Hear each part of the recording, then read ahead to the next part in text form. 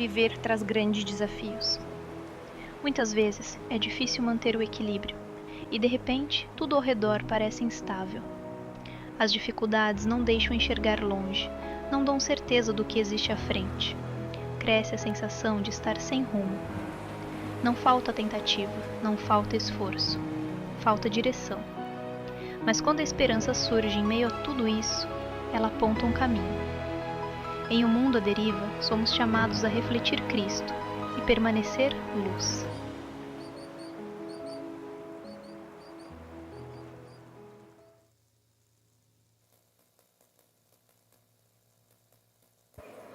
Bom dia. Agora sim, liguei o microfone. Sejam bem-vindos. Que bom ter vocês aqui para mais essa manhã, para caminharmos um pouquinho mais na leitura bíblica e na exposição bíblica. Mas, eu confesso a vocês que para mim eu já estou satisfeito, hein? Já podia ir embora. Deus já fez muita coisa na manhã de hoje.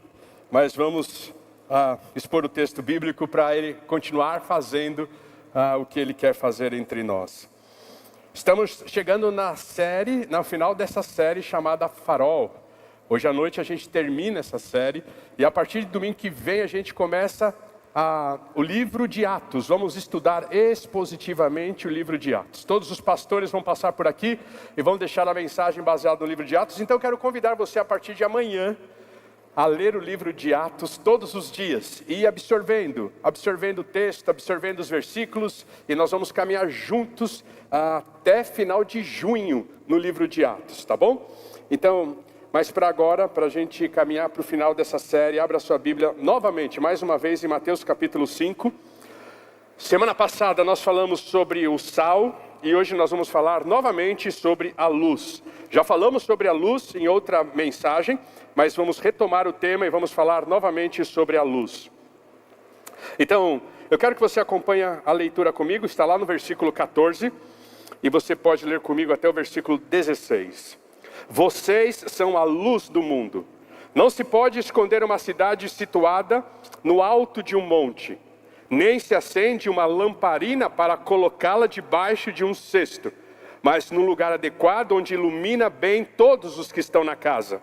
Assim brilhe também a luz de vocês diante dos outros, para que vejam as boas obras que vocês fazem e glorifiquem o Pai de vocês que está nos céus. Curiosamente, Jesus pega de duas figuras muito simples, muito cotidiana nossa, muito fácil de ser entendida, muito fácil de ser percebida. Todos nós sabemos o que é sal. Todos nós, entendemos o que é sal, entendemos essa linguagem e sabemos da importância dele. No primeiro século, ainda mais a importância dele. E luz, todos nós sabemos o que é luz, todos nós sabemos o que é a importância da luz, todos nós ficamos ansiosos quando a luz termina em casa. Vai estragar o alimento na geladeira. Vou ter que tomar banho frio. Minha série, não estou podendo acompanhar. Meu e-mail, meu relatório, não estou conseguindo enviar. Enfim, todos nós sabemos os perrengues que a falta de luz causa na vida de uma pessoa. Elementos simples. Elementos da vida do dia a dia, isso que é a beleza do Evangelho, isso que é a beleza de Jesus. Ele pega elementos simples e traduz de maneira espiritual para o nosso coração, nos impulsionando a viver o que Ele quer que a gente viva. Na manhã de hoje, pensando sobre a luz, a primeira coisa que nós precisamos entender é quem é a luz e qual o significado da luz. Se você voltar um pouquinho aí o texto bíblico, lá em Lucas capítulo 4, versículo 16... Mateus capítulo 4, versículo 16, o próprio Mateus, trazendo uma profecia de Isaías, vai falar sobre a luz. Olha que gostoso.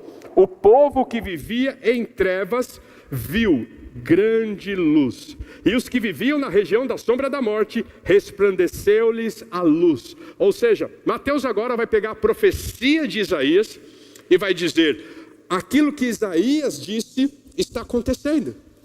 Jesus chegou. O reino está sendo estabelecido. Jesus está entre nós. Então, o povo que vivia em trevas viu grande luz. O primeiro século, que vivia em grandes trevas, viu a grande luz. Jesus chegou entre nós. Então, toda vez que a Bíblia fala sobre luz, a primeira referência que vem à nossa mente é a própria pessoa do Senhor Jesus. E o Evangelho de João bate nessa tecla, e eu quero ler o Evangelho de João, alguns versículos com vocês. Abra para mim o Evangelho de João, acesse o Evangelho de João, ou acompanhe o Evangelho de João, que estará sendo projetado para nós aqui e para você que está no ambiente online. E veja o que o texto bíblico diz. Evangelho de João, capítulo 1, versículo 4. A vida estava nele, e a vida era a luz dos homens. A luz resplandece nas trevas, e as trevas não prevaleceram contra ela. Ou seja, a segunda coisa que a Bíblia fala sobre luz é que ela é vida. Então, a primeira referência é a própria pessoa de Jesus, e a segunda ideia de luz é vida. Vamos ler de novo o versículo 4? A vida estava nele, e a vida era a luz dos homens. Jesus é luz, e ele transmite, ele reflete vida. Então, luz tem esse aspecto. É Jesus e é vida. Mas olha que curioso. Leia comigo o versículo 8 e 9, vamos continuar compreendendo essa verdade a respeito do texto bíblico, falando sobre luz. Ele não era a luz, versículo 8, se referindo a quem? A João Batista. É uma referência a João Batista, aquele que foi o precursor de Jesus, aquele que preparou o caminho de Jesus, aquele que tinha roupas, vestes estranhas, comia comidas estranhas, ele, João Batista, que preparou o caminho. O texto bíblico fala a respeito dele. Ele não era a luz, mas veio para dar testemunho da luz. Ou seja, veio para dar testemunho de Jesus, veio para dar testemunho da vida. A verdadeira luz, que vinda ao mundo, ilumina toda a humanidade. A verdadeira luz, que vinda ao mundo, ilumina toda a humanidade. Esse é um terceiro aspecto da luz. A luz, no texto bíblico, fala sobre Jesus. A luz, no versículo bíblico, fala a respeito de vida. Isso é muito claro de nós entendermos. Já pensou como a natureza ia sobreviver sem o processo de fotossíntese? É o processo de fotossíntese que gera vida. E o processo de fotossíntese tem sua base o quê? Luz, é vida. E agora ele está falando sobre o terceiro aspecto do que é luz. É salvação, é a redenção. E agora o texto bíblico fala: a verdadeira luz que vinda ao mundo ilumina toda a humanidade. Aqui João está pregando sobre o universalismo, ou seja, todos no final das contas serão salvos? Não, ele não está pregando sobre isso. João não está falando sobre isso. João está falando sim, que a salvação, a luz que é emitida por Jesus, a pessoa de Jesus está acessível a todos quanto quiserem viver com esse Jesus, a todos quanto quiserem esse estilo de vida, a todos quantos quiserem esse Jesus. Ele está acessível, ele ilumina todos os homens. Qualquer homem pode viver com Jesus, qualquer homem pode entender a obra da salvação, qualquer homem pode receber vida. É acessível a todos os homens. Então, quando a gente pensa na luz, a gente pensa nesses aspectos. É uma referência a Jesus, é uma referência à vida, é uma referência à salvação. Mas agora Jesus traz um novo aspecto e ele está fazendo uma transposição. Leia comigo mais uma vez no Evangelho de João, agora no capítulo 9. Pode acessar aí o texto bíblico, João capítulo 9, pode projetar, João capítulo 9, o versículo 5. Olha o que Jesus diz, versículo 5. Enquanto estou no mundo, sou a luz do mundo. Deixa eu fazer uma pergunta bem simples para vocês. Jesus está no mundo? Fisicamente não. Então ele não é mais a luz do mundo, correto? É o que Jesus está afirmando. Enquanto estou no mundo, eu sou a luz do mundo. Agora Jesus fisicamente não está mais no mundo, então ele deixou de ser a luz do mundo. Agora quem é a luz do mundo? Nós. Jesus fez a transposição do tema. Ele explicou o tema, ele expôs o tema, ele foi o tema, ele viveu o tema. E agora ele diz, agora que eu já não estou mais no mundo, vós sois a luz do mundo. E quando eu estava preparando a mensagem, geralmente Deus coloca uma música no meu coração. E a música que Deus colocou no meu coração essa semana é Lá. Mas eu não vou cantar, tá bom? Não precisa sair, não precisa sair. E tem uma parte dessa canção do Baruque que diz assim: o coração que chora, o coração que chora, o abraço que consola, lá a tua mão está. Isso é ser luz do mundo. Nós somos aquele que traz a esperança, luz do mundo. Nós somos aquele que consola o aflito, luz do mundo. Nós somos aquele que encoraja e incentiva o desanimado, luz do mundo. Nós somos aqueles que exorta e denuncia o pecado, luz do mundo. Porque nós estamos aqui para sermos vistos, nós estamos aqui para dar direção, nós estamos aqui para proclamar a verdade como profetas, porque nós somos luz do mundo. O texto bíblico então, agora Jesus diz: ei, eu deixei o exemplo, eu ensinei vocês, eu ministrei em vocês, agora é com vocês. Então se Jesus curava, eu não tenho o poder de curar, mas eu reflito a luz que cura. Se Jesus libertava, eu não tenho o poder de libertar, mas eu reflito a luz que liberta. Agora é conosco, igreja. Agora é conosco, como botes de salva-vida, que precisamos deixar o porto e ir em direção ao mar aberto, em busca do perdido, em busca do aflito, em busca do desesperado, porque nós somos a luz do mundo. E é interessante, porque quando a gente pensa a respeito disso, eu quero fazer mais duas perguntas para você. O sol tem luz? Sim. Por que o sol tem luz? Porque ele tem luz própria. O sol tem luz própria. A lua tem luz? Sim. Mas por que a lua tem luz? Porque ela reflete a luz do sol. Por isso que a palavra de Deus diz que Jesus é o nosso sol da justiça. E por isso que nessa comparação, Jesus é o meu sol e eu sou a lua. Eu não tenho luz própria, Jesus tem luz própria. Por isso, no próprio Evangelho de João, no capítulo 8, das 7 coisas que ele fala a respeito dele mesmo, ele vai dizer: eu sou a luz do mundo. Ou eu sou a luz. Porque nele há luz própria. Agora ele diz: vós sois a luz do mundo.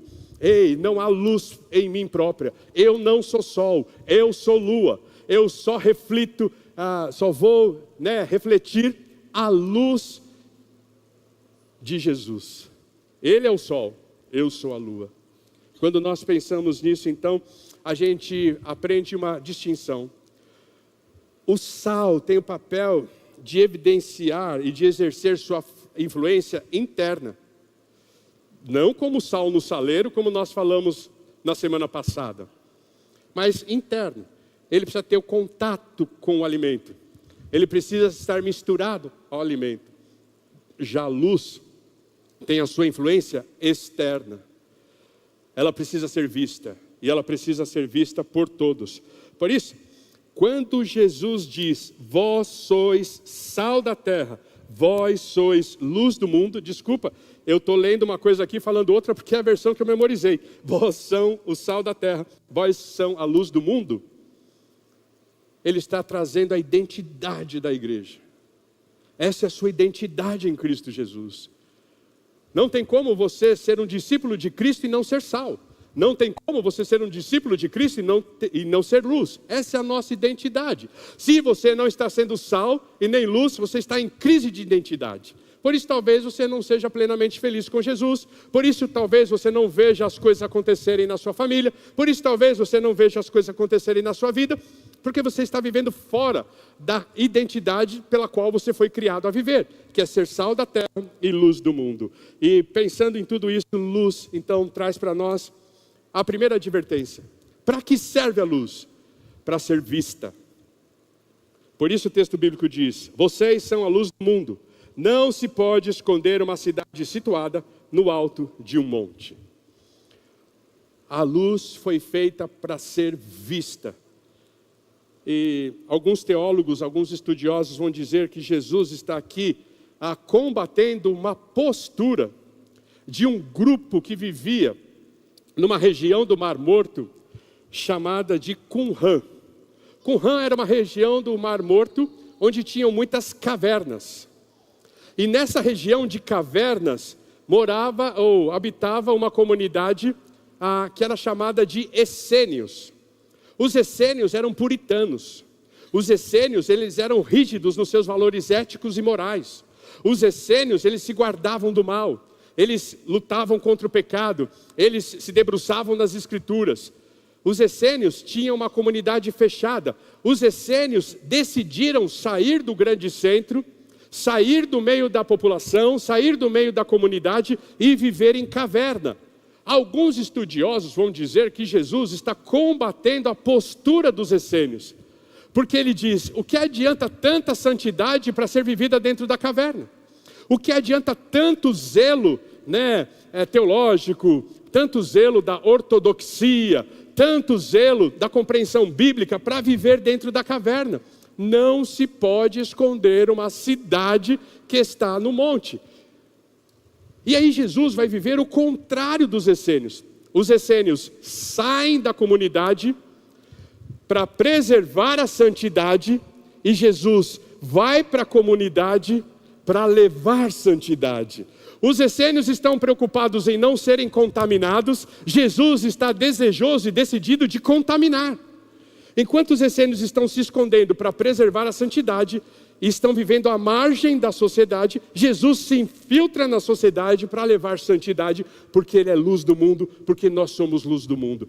Não se sustenta a santidade em mosteiro, se sustenta a santidade nas empresas, se sustenta a santidade nas escolas, se sustenta a santidade no quarto escuro, quando nós estamos sozinhos, onde ninguém está vendo. Sustenta-se santidade diante do celular, quando dizemos não àquilo que não poderíamos ver. Ali se sustenta a santidade, não é no mosteiro.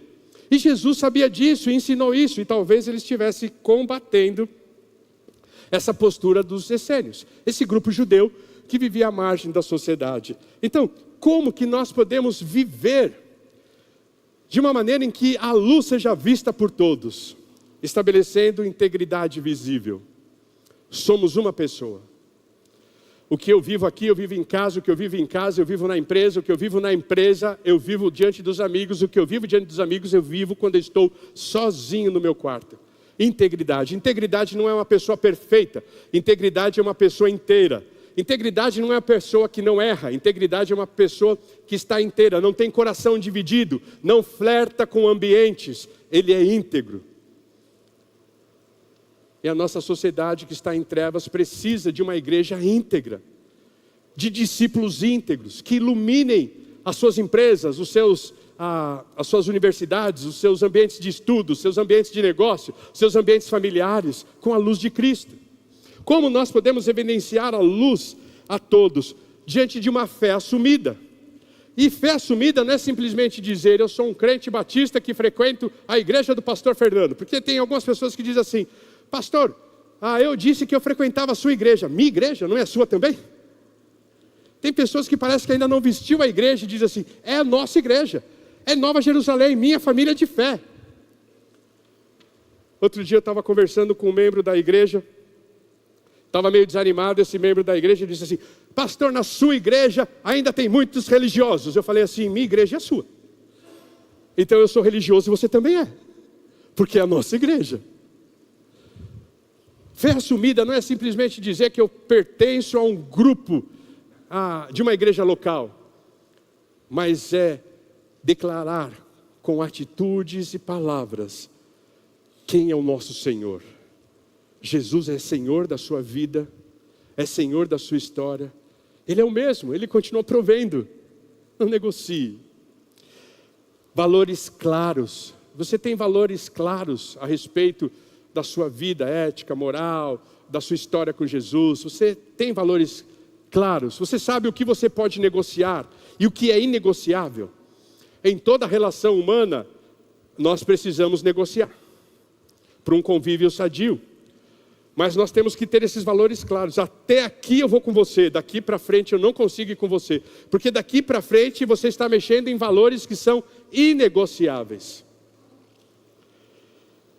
Por isso, quando Jesus diz, vós sois a luz do mundo, Ele está dizendo, não é sobre performance espiritual.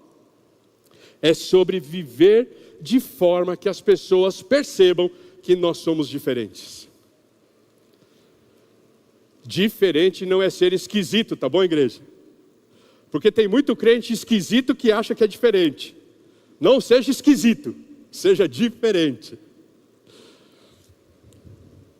Jesus está nos chamando para uma vida não de performance espiritual, mas para vivermos de forma que as pessoas percebam a nossa diferença. Estudando sobre esse texto, eu me deparei com o Luiz Saião, pastor, e ele contou uma história. E eu vou replicar a história que ele conta. Ele conta que estava no interior da China, e ele conheceu várias pessoas, e ele conheceu um casal de missionário. E ele conta que foi uma das histórias mais impactantes que ele já ouviu, e que ele já presenciou. E ele diz então que esse missionário que estava vivendo na China contratou uma jovem para fazer os serviços do lar, para ajudar com comida, limpeza, a passar roupa, lavar roupa, enfim, serviços do lar. E ele então, todos os dias, falava de Jesus para esta funcionária dele. Falava de Jesus para ela. Até que um dia, esta jovem foi até este missionário e diz assim: missionário, eu estou aberta para Jesus. Eu quero entregar a minha vida a Jesus. Eu quero conhecer esse Jesus. Aquele missionário ficou muito contente com essa decisão, igual nós ficamos hoje. Aquele missionário ficou muito impactado e disse para ela: mas o que foi que eu disse que chamou a sua atenção? Qual foi o texto bíblico que eu mencionei que chamou a sua atenção, que abriu seus olhos para Jesus? Qual foi a pregação que eu fiz que abriu seus olhos para Jesus? Eu quero continuar daí, eu quero continuar investindo e discipulando a sua vida a partir daí, do texto bíblico que abriu seus olhos. Ela falou assim: não foi nada disso. Você não está entendendo, não foi nada disso. Um dia eu vim trabalhar de bicicleta. E naquele dia choveu muito. E na hora de ir embora, o banco da bicicleta estava todo encharcado. E o senhor estava com uma camisa que eu nunca conseguiria comprar, que para mim é muito chique, muito boa, muito bonita. Com o meu salário, eu nunca conseguiria comprar uma camisa como aquela.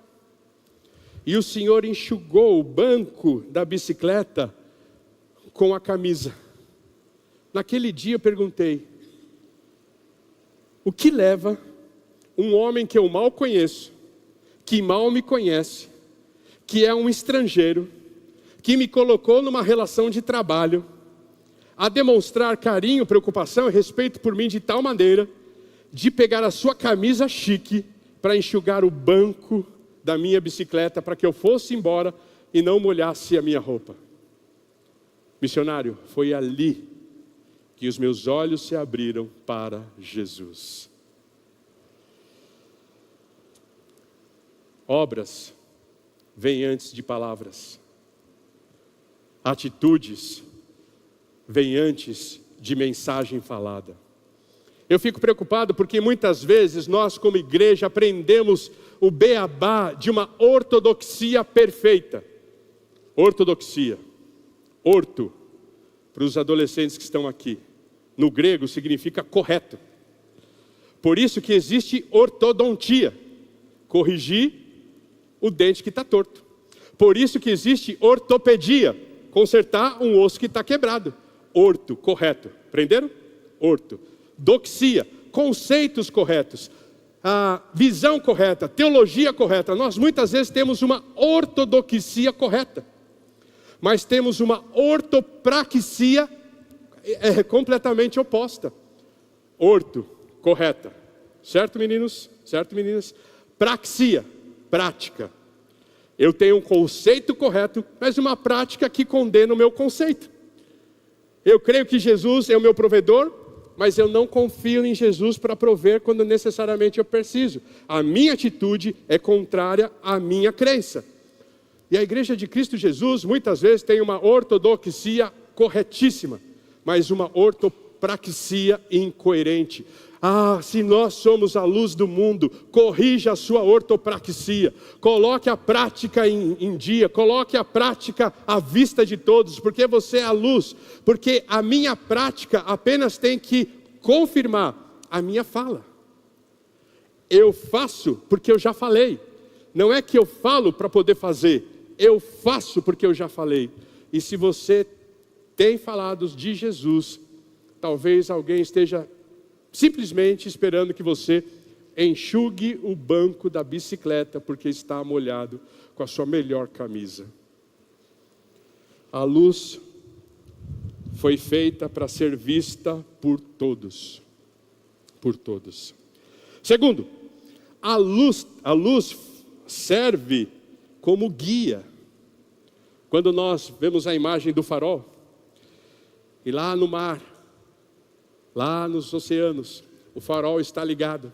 Se lá na frente tem um barco à deriva, se lá na frente tem um barco perdido, a bússola quebrou, ele não sabe para onde ir, ele vai procurar o farol, porque ele sabe que lá no farol vai ter alguém que vai poder dizer qual é a posição dele e poder ajudar ele a chegar no destino que ele precisa chegar. Luz serve como guia. Como nós precisamos de uma geração que possa ser guia. Acabamos de sair do carnaval, acabamos de sair de uma polêmica. Eu adoro ser colocado numa lata de conserva. Louvado seja Jesus, porque eu sou conservador. Aquilo que era para ser demérito, chama a nossa identidade. Aquilo que era para ser gozação, humilhação, para nos envergonhar, resgata a nossa identidade. E aí vocês viram aí todo o movimento, né? Inclusive minha família ficou bonitinha dentro de uma lata, não ficou? Eu precisei pegar uma lata um pouquinho maior agora, porque eu estou um pouquinho maior. Senão ela ia inchar e ia parecer que tinha ar e estava estragado lá dentro, né? Então eu peguei uma lata um pouquinho maior. Precisamos guiar essa geração, precisamos guiar a nossa nação. Precisamos ser direção para essa nação que está perdida. E muitas vezes nós guiamos pessoas aconselhando elas com a palavra de Deus. Você já pensou nisso? Nós não podemos trabalhar como guias no achismo. Pura e simplesmente a minha experiência de vida. Não, o que a palavra de Deus fala sobre esse tema? Está certo que tem alguns temas em que a palavra de Deus é mais clara. Está certo que existem outros temas que nós vamos ter que entender o princípio para poder aplicar. Mas se eu quero ser guia, eu preciso desse texto. E quando nós falamos sobre luz como algo para ser visto por todos, e como luz como guia, assim como eu disse na semana passada, eu vou repetir. Muitas vezes, a única Bíblia que as pessoas vão ler é a sua vida. É a única Bíblia que eles vão ler. Muitas vezes, durante muitos anos, a única Bíblia que eles vão ler é esta, é a sua vida. Para depois chegar aqui, passa por aqui, para depois chegar aqui. Dificilmente alguém começa por aqui, alguém começa por aqui. Por isso, ser guia é aconselhar orientado com a palavra. Ser guia é reagir diante de circunstâncias com sabedoria.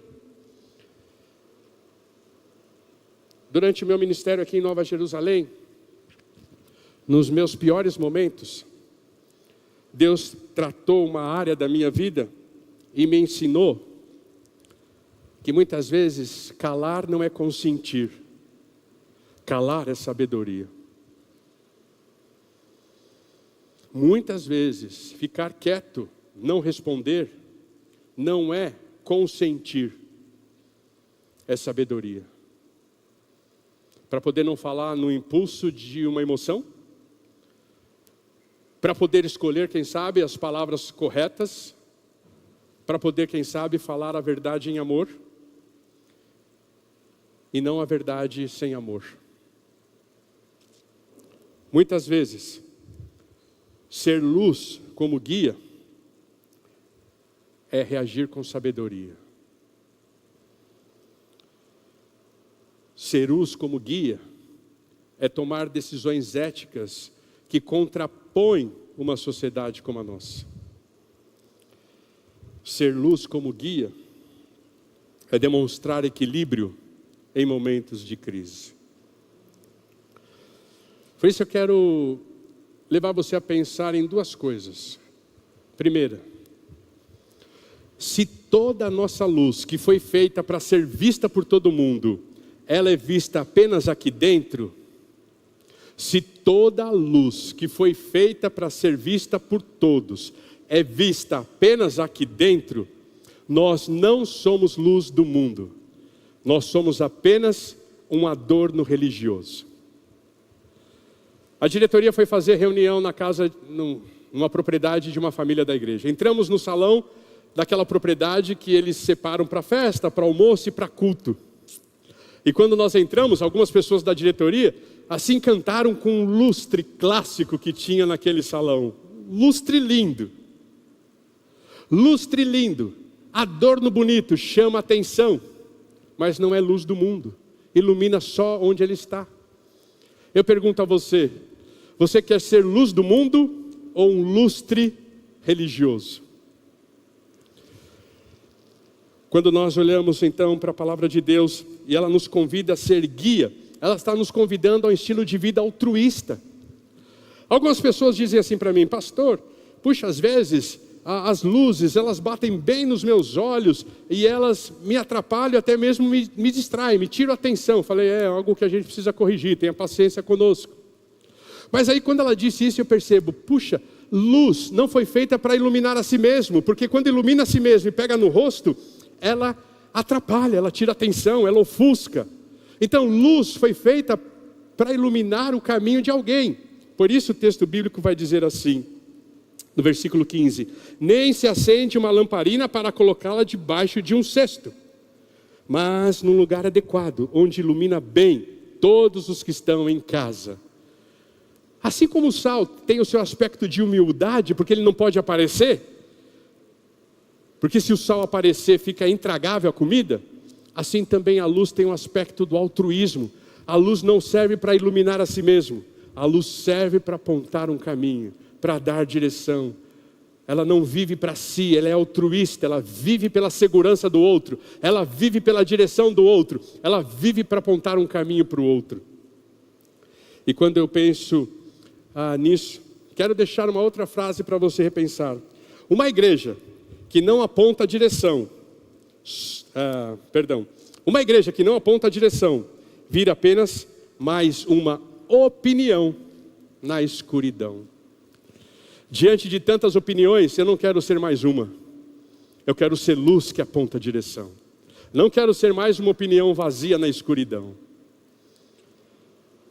Essa é a sua identidade.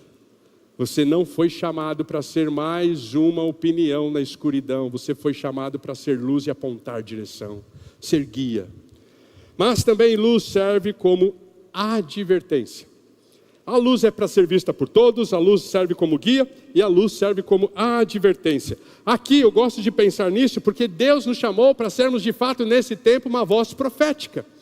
Quando nós olhamos para a história de Jesus e para a vida de Jesus, tudo que Jesus fazia apontava para o Pai. E é interessante porque luz não precisa ser forte para denunciar o erro. Luz não precisa ser forte, não precisa gritar forte, não precisa parecer forte para denunciar o erro, para dissipar as trevas. Ela precisa simplesmente brilhar. Qualquer que seja as trevas, se tiver uma luzinha, ela chama atenção, ela brilha. Ontem à noite entrei no meu quarto, acabei de lembrar disso. E eu deixei o meu laptop carregando dentro do quarto, e ele estava fechado, e tinha aquela luzinha do lado, pequenininha, dizendo que o computador estava carregado. Quando entrei no quarto, eu nem lembrava mais que o laptop estava ali. Quando entrei no quarto, falei, que luzinha é essa aqui? O que será que tem aqui? E aí eu cheguei perto e aí eu percebi que era meu laptop. Não precisa de barulho, precisa de brilho. Não precisa de alvoroço, precisa de brilho. Não precisa chamar a atenção, escandalosamente. Precisa brilhar. Quando a gente brilha, a gente chama atenção. Quando a gente brilha, a gente faz com que as pessoas apareçam. Ou com que o pecado é denunciado. Ou a gente faz com que a voz profética, ela se evidencia. Então, se tudo que Jesus fazia apontava para o Pai, agora tudo que um discípulo de Jesus tem que fazer, tem que apontar para Jesus. Se tudo o que Deus fazia, que Jesus fazia, apontava para o Pai. Agora tudo aquilo que um discípulo de Jesus faz, precisa apontar para Jesus. E aí, nesse caso, nesse aspecto, a gente vai ser voz profética. A gente vai denunciar o erro. A gente vai denunciar o pecado. A gente vai denunciar a falta de ética. A gente vai denunciar a falta de moral. A gente vai denunciar a falta de valores que contraem uma fé genuína em Cristo Jesus. Por isso, na manhã de hoje eu quero fazer você pensar. Se a sua luz precisa gritar para denotar a sua presença, você já está denotando que está fora de lugar. Porque quando a luz chega, as trevas vão embora. Jesus então, ele, depois de, como eu disse na semana passada, deixa eu reforçar isso. Depois de ele começar o sermão do monte com as bem-aventuranças, e ele descreve 11 versículos. E o que é um bem-aventurado? Bem-aventurado é um homem feliz, bem-sucedido. Não é interessante isso? A gente conhece homem feliz que não é bem-sucedido. A gente conhece homens bem-sucedidos que não são felizes. O discípulo de Jesus, aquele que se debruça na cartilha do reino dele, ele é um homem feliz e bem-sucedido.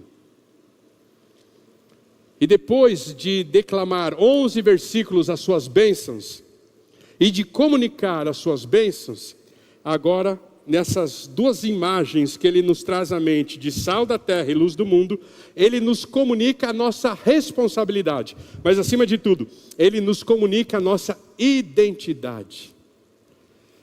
E a minha oração na manhã de hoje, é que ao sair dessa celebração, você possa sair com essa convicção. Eu quero ser sal da terra. Eu quero ser luz do mundo. A minha oração por você nessa semana é que onde você chegar, quando você chegar, você possa brilhar. Fazendo com que a luz seja vista por todos. Talvez, na sua compreensão, pegando o texto bíblico diante de alguém, e lendo uma passagem dizendo, talvez se você fosse por esse caminho, você evitaria menos problemas. Ou quem sabe, nessa semana, quando você entrar no seu departamento, quando você chegar na sua empresa, quando você entrar na sala de aula, as pessoas deixam de fazer o que estavam fazendo de errada, porque a luz ali chegou e elas já sabem que você é uma voz profética, que denuncia todo o mal que existe na nossa sociedade. A minha oração é que você brilhe essa semana. Uma mensagem no WhatsApp, uma ligação pelo telefone, uma carta enviada, uma xícara de café à mesa, um convite para caminhar no parque, que sejam pretextos para você se aproximar de alguém e revelar a essa pessoa a luz de Cristo.